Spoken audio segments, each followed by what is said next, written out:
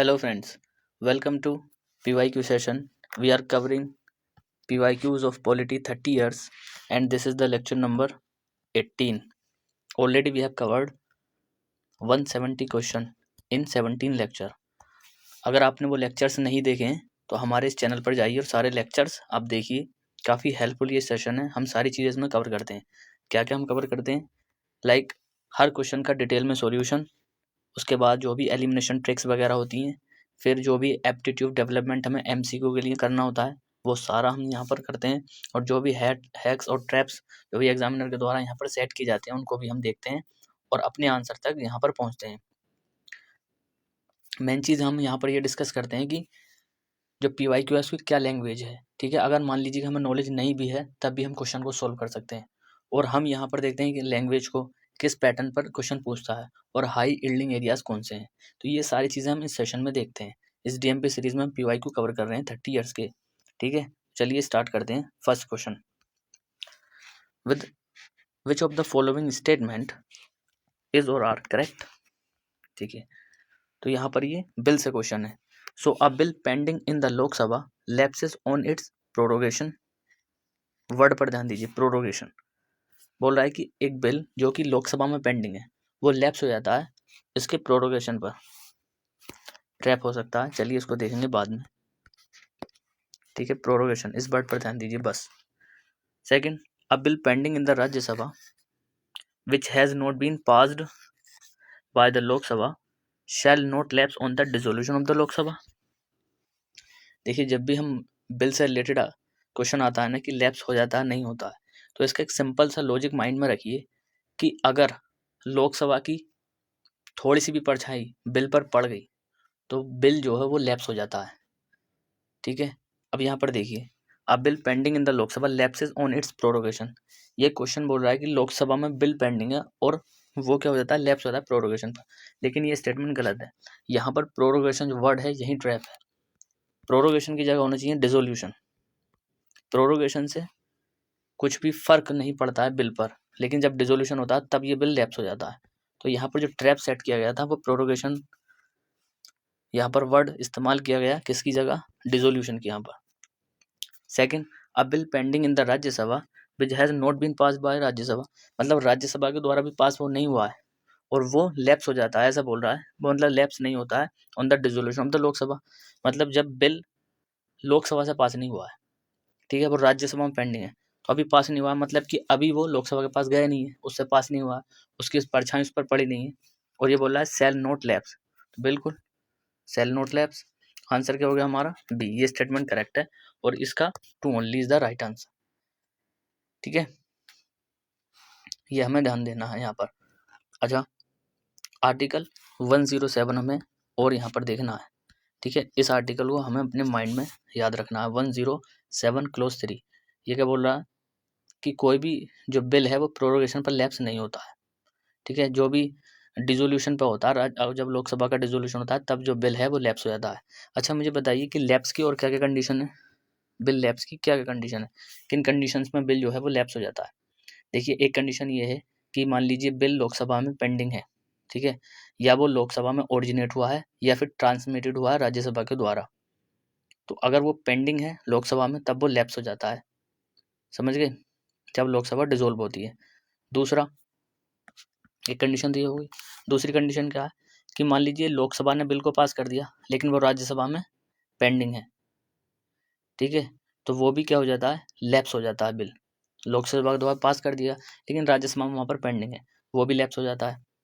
अब कंडीशन ये है कि कहाँ पर लैप्स नहीं होता है, डू नोट कहाँ पर लैप्स नहीं होता. अब ये बताइए, अब ये हम पिछले सेशन में काफ़ी बार डिस्कस कर चुके हैं. किन कंडीशन में बिल नहीं लैप्स होता है. मान लीजिए कि जॉइंट सेटिंग का प्रोविजन हो गया. एक तो हमने ये पढ़ा था, जॉइंट सेटिंग का प्रोविजन पढ़ा था कि जो बिल है वो दोनों हाउस के द्वारा पास तो नहीं हुआ क्योंकि डिसएग्रीमेंट हो गया था. लेकिन जो प्रेसिडेंट है उन्होंने ये नोटिफाइड कर दिया गया था कि इस बिल पर जॉइंट सेटिंग होनी है. और ये कब नोटिफाई किया था, लोकसभा के डिसोल्यूशन से पहले. तब बिल जो है यहाँ पर लैप्स नहीं होता. दूसरी कंडीशन क्या है कि मान लीजिए कि जो बिल है वो राज्यसभा में है लेकिन लोकसभा के द्वारा पास नहीं हुआ है. बिल कहाँ पर है, राज्यसभा में है लेकिन not pass bye the Lok Sabha. एक कंडीशन ये है। एक कंडीशन और क्या है कि मान लीजिए दोनों हाउस ने बिल को पास कर दिया, लेकिन वो पेंडिंग है असेंट, असेंट के लिए प्रेसिडेंट की असेंट की वहाँ पर रिक्वायरमेंट है अभी। तो इस कंडीशन में भी जो बिल है हमारा लैप्स नहीं होता है। एक कंडीशन और है कि मान लीजिए बिल दोनों हाउस ने पास तो कर दिया, लेकिन वो प्रेसिडेंट के द्वारा रिटर्न किया गया रिकंसिडरेशन ऑफ द हाउस, ये कंडीशन भी हमें ध्यान रखनी है, रिकंसिडरेशन ऑफ द हाउस। तो इतना हमें इस क्वेश्चन के बारे में यहाँ पर ध्यान रखना है, और हमें यहाँ पर ध्यान देना है कि छोटे छोटे वर्ड पर ही पूरा स्टेटमेंट यहाँ पर गलत हो जाता है। मान लीजिए प्रोरोगेशन को स्वैप कर दिया डिसोल्यूशन से, तो ऐसा हमें यहाँ पर ध्यान रखना है। Second question, consider the following statement, the Rajya Sabha has no power either to reject और अमेंड द मनी बिल। ये क्वेश्चन भी हम डिस्कस कर चुके हैं। ऐसा, the Rajya Sabha can not vote on the demands of grant, the Rajya Sabha can not discuss the annual financial statement. अब मुझे आप ये बताइए कि मान लीजिए कि आपको 1 और 2 स्टेटमेंट में कन्फ्यूजन भी है, लेकिन थर्ड में देखिए थोड़ा हम लॉजिक यहाँ पर इस्तेमाल करेंगे अपना, कि राज्यसभा कैन नॉट डिस्कस, ये वर्ड कहाँ पर दिया हुआ है, डिस्कस वर्ड मेंशन है कि राज्यसभा एनुअल फाइनेंशियल स्टेटमेंट को डिस्कस भी नहीं करती है। ऐसा तो नहीं होता है, क्योंकि एनुअल फाइनेंशियल स्टेटमेंट मतलब जो बजट है वो तो डिस्कस किया जाता है। हालांकि राज्यसभा वोट नहीं कर सकती, इस पर वोट नहीं करती, लेकिन डिस्कस तो कर ही सकती है ना। यहाँ पर डिस्कस को ही मना कर रहा है, इसलिए थर्ड स्टेटमेंट इज रॉन्ग। जैसे ही हमने थर्ड स्टेटमेंट यहाँ पर रॉन्ग किया, हमारा एक तो ऑप्शन डी भी चला गया, यहाँ से एलिमिनेट हो गया, और ऑप्शन सी भी यहाँ पर एलिमिनेट हो गया। अब ए और बी में हमें देखना है, ए और बी में हमें देखना है, लेकिन ए दोनों ऑप्शन में मेंशन है, तो ए तो ऑटोमेटिक करेक्ट ही होगा। अब देखते हैं बी को, सेकंड स्टेटमेंट को, the Rajya Sabha can not vote on demand of grant, ये भी स्टेटमेंट करेक्ट है। Rajya Sabha demands of for grants पर कोई भी वोट नहीं करती है, और राज्यसभा के पास भी कोई पावर नहीं है कि वो रिजेक्ट करे या अमेंड करे मनी बिल को, ये भी स्टेटमेंट यहाँ पर करेक्ट है। तो इसका राइट आंसर क्या हुआ, बी हुआ इसका राइट आंसर। ओके, अच्छा ये किस आर्टिकल में मेंशन है, ये आर्टिकल में मेंशन है 109। इस आर्टिकल को हमें याद रखना है। 109 में ये बोला गया है, और कॉन्स्टिट्यूशन में क्या बोल रहा है कि राज्यसभा कैन नॉट अमेंड और रिजेक्ट द मनी बिल। बस राज्यसभा मैक्सिमम 14 डेज के लिए अपने पास मनी बिल को रख सकती है, मैक्सिमम 14 डेज के लिए रख सकती है, ये भी हमें ध्यान रखना है। इसके अलावा मान लीजिए कि उसको बिल जो है रिटर्न करना पड़ेगा लोकसभा को, लेकिन लोकसभा चाहे तो अगर जो भी रिकमेंडेशन राज्यसभा ने दी है, तो लोकसभा उसको एक्सेप्ट भी कर सकती है, रिजेक्ट भी कर सकती है उन रिकमेंडेशंस को। कोई मैंडेटरी प्रोविजन नहीं कि लोकसभा को उसको मानना ही मानना है, समझ गए। सेकंड स्टेटमेंट क्या बोल रहा है, डिमांड्स फॉर ग्रांट्स, तो डिमांड फॉर ग्रांट्स में राज्यसभा का कोई वोट नहीं होता है, ठीक है। और ये किस में आर्टिकल में मेंशन है, ये आर्टिकल में 113 में। इस 113 आर्टिकल में ये बोला गया है कि ओनली लोकसभा के पास पावर है कि वो अप्रूव करे या रिजेक्ट करे डिमांड फॉर ग्रांट्स को, ठीक है। लेकिन एक पॉइंट यहाँ पर हमें ध्यान रखना है कि no demand for grant shall be made except on the recommendation of the president, मतलब प्रेसिडेंट की रिकमेंडेशन यहाँ पर हर हाल में यहाँ पर चाहिए। तो हमें ये भी ध्यान रखना है कि रिकमेंडेशन ऑफ द प्रेसिडेंट ये ज़रूरी है। ओके, ये हुआ हमारा।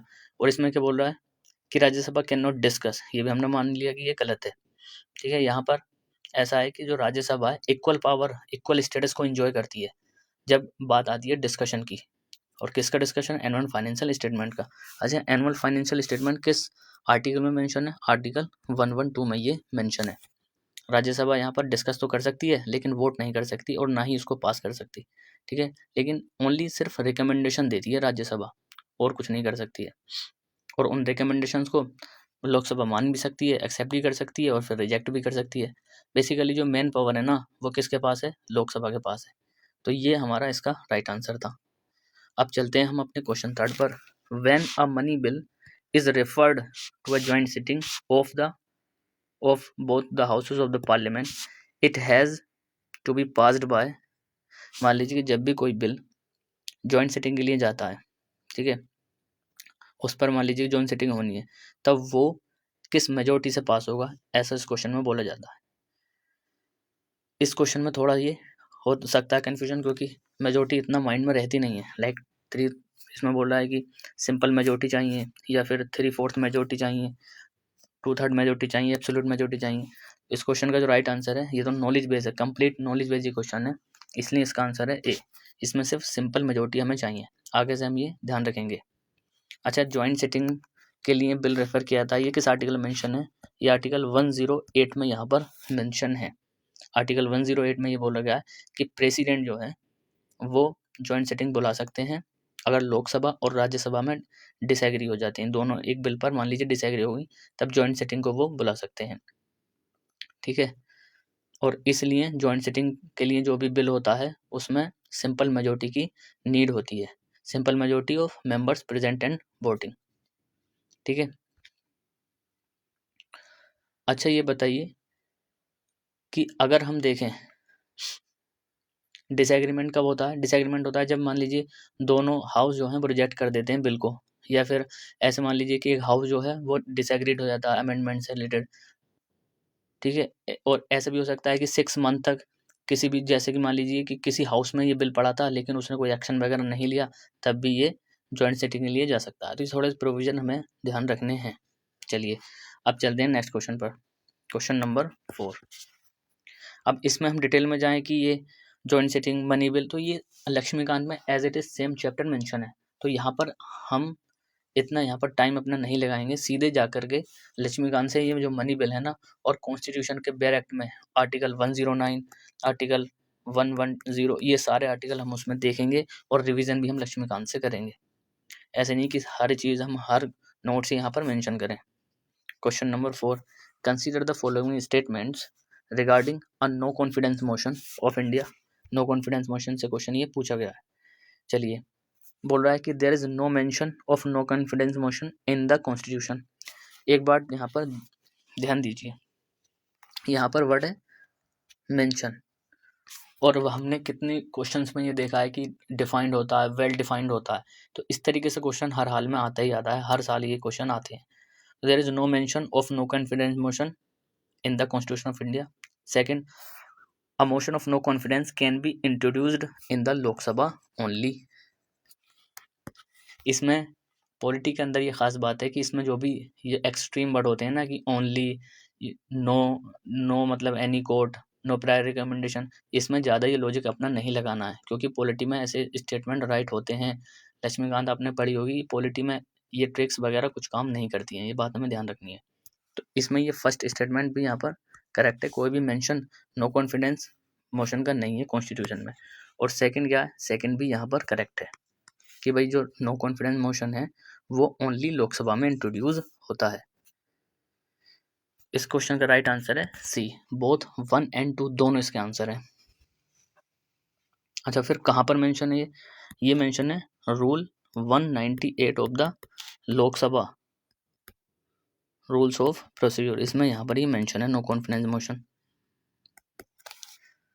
समझ गए। अच्छा, मोशन को सपोर्ट करने के लिए एटलीस्ट 50 मेंबर्स की आवश्यकता होती है उसको इंट्रोड्यूस करने के लिए, तो ये भी हम यहाँ पर लिख लेते हैं कि 50 मेंबर्स, एटलीस्ट 50 मेंबर्स की यहाँ पर रिक्वायरमेंट होती है कि इस मोशंस को, नो कॉन्फिडेंस मोशन को सपोर्ट किया जाए, इसको इंट्रोड्यूस करने के लिए।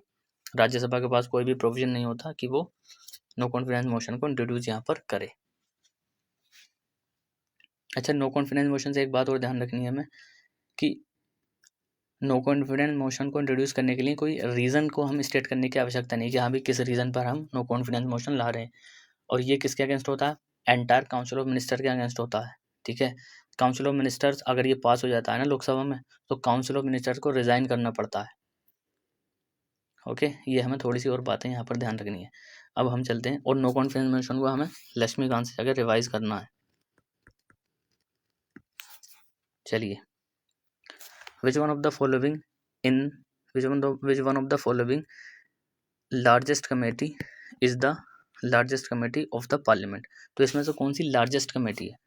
तो लार्जेस्ट कमेटी इजी क्वेश्चन है, ये तो हम पढ़ दें, कमेटी ऑन द एस्टीमेट जो कमेटी होती है वो लार्जेस्ट कमेटी यहाँ पर है। अच्छा, ये कमेटी कब इंट्रोड्यूस हुई थी?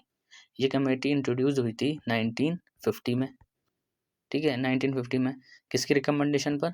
जॉन मथाई की रिकमेंडेशन पर, ये लार्जेस्ट कमेटी में। अच्छा, इसमें मेंबर कितने होते हैं? इसमें 30 मेंबर होते हैं, और सारे मेंबर यहाँ पर लोकसभा से होते हैं, ऑल मेंबर।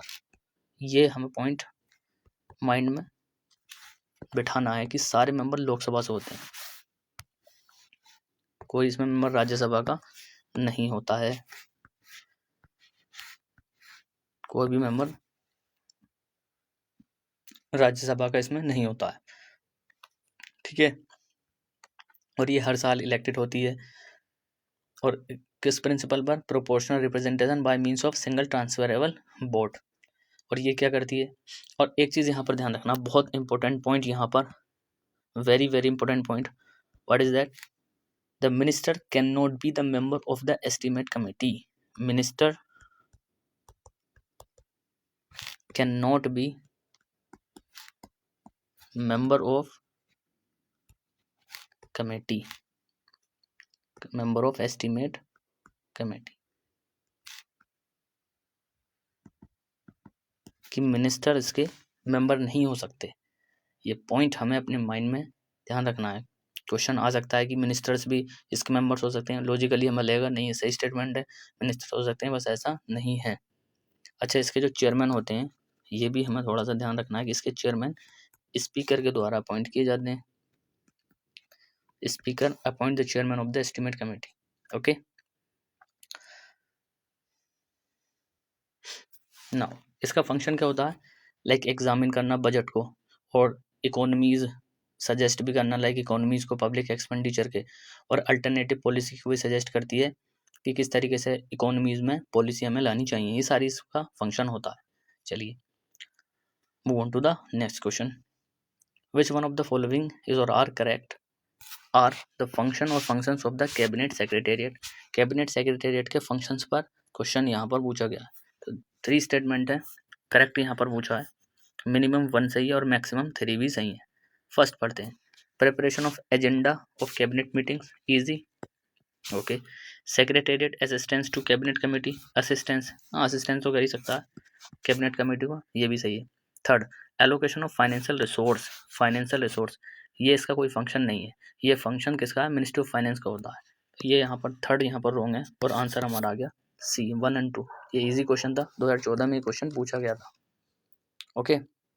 अच्छा ये बताइए, कैबिनेट सेक्रेटरी को अपॉइंट वो होता है फिक्स्ड पीरियड के लिए, और कितने साल के लिए होता है? 2 ईयर्स के लिए अपॉइंटमेंट होता है। कैबिनेट सेक्रेटेरिएट 2 ईयर्स के लिए अपॉइंट होता है। इसकी रेस्पॉन्सिबिलिटी क्या है? प्रिपरेशन करना है एजेंडा कैबिनेट मीटिंग्स का, और प्राइम मिनिस्टर का जो है ना, इसके ऊपर डायरेक्ट कंट्रोल होता है। प्राइम मिनिस्टर का डायरेक्ट कंट्रोल होता है इसके ऊपर, ओके। चलिए next question, question number 7, consider the following statements. The parliament committee on public account, public account पर ये क्वेश्चन पूछा है, पब्लिक अकाउंट्स कमेटी। तो कमेटी, यहाँ पर कमेटी का चैप्टर इंपॉर्टेंट है, हर साल यहाँ पर क्वेश्चन आते हैं, सो प्लीज रिवाइज द ये committee chapter from the Laxmikanth book. First statement, consist not more than 15 members of the Lok Sabha, okay, scrutinizes appropriation and finance accounts of the government, examine the report of the comptroller and auditor general। इसमें ये question पूछा जाएगा, इसमें कितने members होते हैं? कि 15 से ज़्यादा मेंबर नहीं हो सकते, लेकिन ये स्टेटमेंट यहाँ पर रॉन्ग है। 15 मेंबर्स इसमें नहीं होते हैं। इसमें कितने मेंबर होते हैं? बेसिकली इसमें 22 मेंबर होते हैं, जिसमें कि 15 मेंबर्स होते हैं लोकसभा से, और 7 मेंबर होते हैं इसमें राज्यसभा से, ठीक है। और एवरी ईयर ये कमेटी फॉर्म की जाती है, और 1 साल का इसका टर्म होता है। और इसके जो चेयरपर्सन होते हैं, यूजुअली इसके जो चेयरपर्सन होते हैं ना, चेयरपर्सन कौन होते हैं? अपोजिशन पार्टी के मेंबर, अपोजिशन पार्टी के मेंबर इसके चेयरमैन होते हैं। पॉइंट 2 भी यहाँ पर नोटेड। बाकी ये 2 स्टेटमेंट यहाँ पर करेक्ट है, 2 और 3। स्क्रूटिनाइज भी करता है अप्रोप्रिएशन को और फाइनेंस अकाउंट्स को गवर्नमेंट के, और एग्जामिन भी करता है ये रिपोर्ट को, कैग की जो भी रिपोर्ट्स होती हैं उनको एग्जामिन भी ये करता है, ये कमेटी करती है। Answer is B. Move on to the next question, consider the following statements. The council of ministers in the centre shall be collectively responsible to the parliament। 3 statement है, करेक्ट यहाँ पर पूछा है। मिनिमम वही 1 सही है और मैक्सिमम 3 सही है। चलिए, हर वर्ड को फोकस से पढ़ना है। The council of ministers in the centre shall be collectively responsible to the parliament. इस क्वेश्चन को मैंने पहले भी डिस्कस किया था कि काउंसिल ऑफ मिनिस्टर जो होती है वह रेस्पॉन्सिबल होती है किसको? लोकसभा को। और पूरी जो लोकसभा होती है वो रेस्पॉन्सिबल होती है किसको? पूरी मतलब पार्लियामेंट को। इसमें बोल रहा है कि काउंसिल ऑफ मिनिस्टर्स पार्लियामेंट को रेस्पॉन्सिबल होती है। यही यहाँ पर ट्रैप है और ये इसलिए स्टेटमेंट रॉन्ग है। तो काउंसिल ऑफ मिनिस्टर रेस्पॉन्सिबल होती है किसको? लोकसभा को ओनली। लोकसभा को रेस्पॉन्सिबल होती है, ना कि पूरी पार्लियामेंट को। फर्स्ट जैसे ही हमने हटाया, आंसर बी। इसलिए ऑप्शन को देखना जरूरी हो जाता है पहले, क्योंकि हमारा यहाँ पर टाइम बचता है। Second, union minister shall hold office during the pleasure of the president. Yes, correct statement. The prime minister shall communicate to the president about the proposal of the legislation. Communicate करता है, ये prime minister की duty होती है। अच्छा, किस article में ये मेंशन है प्राइम मिनिस्टर ड्यूटी होती है? आर्टिकल 78 में ये मेंशन है कि it is the duty of the prime minister to communicate to the president all decisions of the council of ministers. Okay, 78 article में ये मेंशन है। अच्छा, ये प्लेजर ऑफ प्रेसिडेंट पर ये यूनियन मिनिस्टर ऑफिस को होल्ड करते हैं, ये किस आर्टिकल में मेंशन है? ये मेंशन है 75 आर्टिकल में मेंशन है, क्लोज इसका 2 है। और ये जो हमने रेस्पॉन्सिबिलिटी की बात की, ये आर्टिकल 75 के क्लोज 3 में मेंशन है कि council of minister shall be collectively responsible to the house of people, not the whole parliament. Okay, move on to the next question. What will follow if money bill is substantially amended by the Rajya Sabha. ये राज्यसभा के द्वारा उसको substantially amended कर दिया, उसने कुछ ऐसी recommendation दी, मान लीजिए बिल को अमेंड कर दिया, तब इसमें समय देखना है कि क्या पॉसिबल यहाँ पर हो सकता है, इसका रिजल्ट क्या निकल सकता है। क्या ये होगा रिजल्ट कि लोकसभा में still proceed with the bill accepting or not accepting the recommendation of the Rajya Sabha. Second, the Lok Sabha can not consider the bill further. Absolutely wrong, the Lok Sabha may send the bill to the Rajya Sabha for reconsideration. नहीं, reconsideration के लिए भी यहाँ पर नहीं भेजती, ये भी रॉन्ग है। द प्रेसिडेंट में call a joint sitting for passing the bill. नहीं, ये भी यहाँ पर रॉन्ग है, ज्वाइंट सिटिंग वगैरह कुछ नहीं होती है मनी बिल के लिए। इसका राइट आंसर है ए, द लोकसभा में still with the will accepting or not accepting. Accept कर भी सकती है और नहीं भी कर सकती, जो भी राज्यसभा रिकमेंडेशन देती है। इसका ये करेक्ट आंसर है, A is the correct answer. Okay, अच्छा, मनी बिल किस आर्टिकल में मेंशन है? आर्टिकल 110 में ये मेंशन है, आर्टिकल 110 में ये मेंशन है। चलिए नेक्स्ट क्वेश्चन, वो हमने सारी बात कर ली थी अभी मनी बिल से रिलेटेड कि 14 डेज के लिए राज्यसभा के पास वो जाता है। लास्ट क्वेश्चन आज का, the parliament can make any law for whole or any part of the India. भाई किसी पार्ट के लिए या फिर होल इंडिया के लिए बना सकता है law parliament, implementing international treaties. ठीक है, with the consent of all states, कि भाई उसको ऑल स्टेट्स की कंसेंट की जरूरत है तब वो ऐसे कोई लॉ बना सकती है पार्लियामेंट किसी भी पार्ट से रिलेटेड या फिर होल कंट्री से रिलेटेड। इम्प्लीमेंटिंग इंटरनेशनल ट्रीटीज, क्या उसके लिए पार्लियामेंट को पूरे स्टेट्स की नीड होगी, उसकी कंसेंट की नीड होगी? नहीं। With the consent of the majority of states? No. With the consent of the state concern, कि भाई जिस स्टेट में बना रही है पार्लियामेंट और उसको इंटरनेशनल ट्रीटीज़ को वहाँ पर इम्प्लीमेंट करना है, तो क्या जिस स्टेट में वो ट्रीटीज़ रिलेटेड होंगी उससे उसकी कंसेंट लेगी स्टेट की? नहीं। Without the consent of any state, ये तो पार्लियामेंट की सुप्रीम पावर है और यही हमारी unitary features of the parliament को इम्प्रूव करता है। So this is the lecture 18, we have completed 10 question. Now if you are new then please join the Telegram channel, जिसका लिंक हमने इसके डिस्क्रिप्शन में दे दिया है। यहाँ वहाँ पर हमें आपको ये PDF मिल जाती है, ब्लैंक PDF भी मिल जाती है और सारे सॉल्यूशन के साथ में PDF भी वो मिल जाती है। सारी चीज़ें हम टेलीग्राम पर प्रोवाइड करा देते हैं। 18 लेक्चर हम अपने कंप्लीट कर चुके हैं, अप्रोक्सीमेटली 180 क्वेश्चन और टोटल आई थिंक 350 प्लस ये क्वेश्चन है पॉलिटी के, लास्ट 30 ईयर से रिलेटेड। तो सारे PYQs हम यहाँ पर ऐसे ही डिस्कस करेंगे। बने रहिए हमारी इस DMP सीरीज के साथ। मिलते हैं नेक्स्ट सेशन में। धन्यवाद।